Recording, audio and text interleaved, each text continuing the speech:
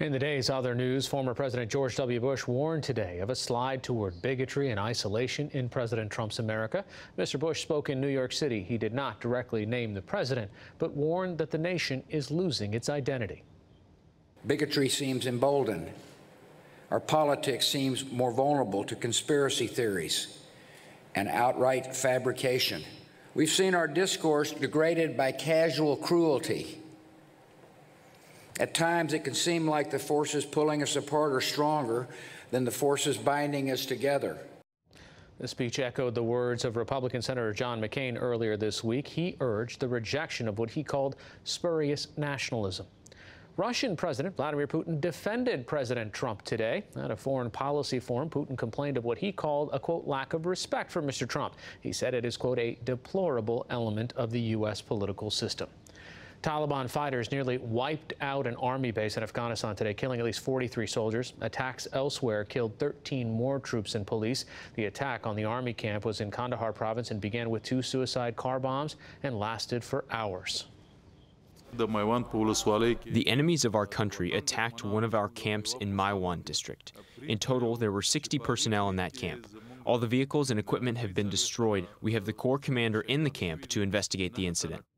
2 days ago, another wave of Taliban attacks targeted police compounds and government facilities, killing at least 74. The government of Spain served notice today that it will move to strip Catalonia of its autonomy. Prime Minister Mariano Rajoy called a cabinet meeting for Saturday to trigger the process. That came after the Catalan president warned his region will formally proclaim independence unless Madrid agrees to negotiate. Back in this country, the U.S. Senate moved toward passing a $4 trillion budget. It paves the way for a Republican tax cut plan that's expected to add $1.5 trillion to the deficit over 10 years. As debate proceeded, Democrats decried the approach while most Republicans defended it. For those of you on the Republican side who've been claiming we need tax cuts and a simpler tax code, this is your chance. If we don't succeed now, we're going to fail for the entire term of President Trump. That will be the end of us as a party. America is strongest when the middle class is prospering. What is on paper today is just an enormous gift to the top of the top, the most fortunate special interests. The House of Representatives passed its own version of the budget last week.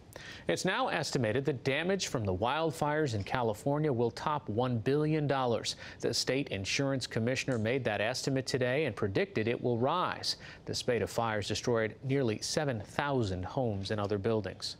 White nationalist Speaker Richard Spencer appeared today at the University of Florida and drew hundreds of protesters. He'd spoken at the University of Virginia in August, and violence erupted that left one person dead there. Today, hundreds demonstrated on the Gainesville campus as hundreds of police kept watch inside. Spencer was repeatedly interrupted by chanting protesters.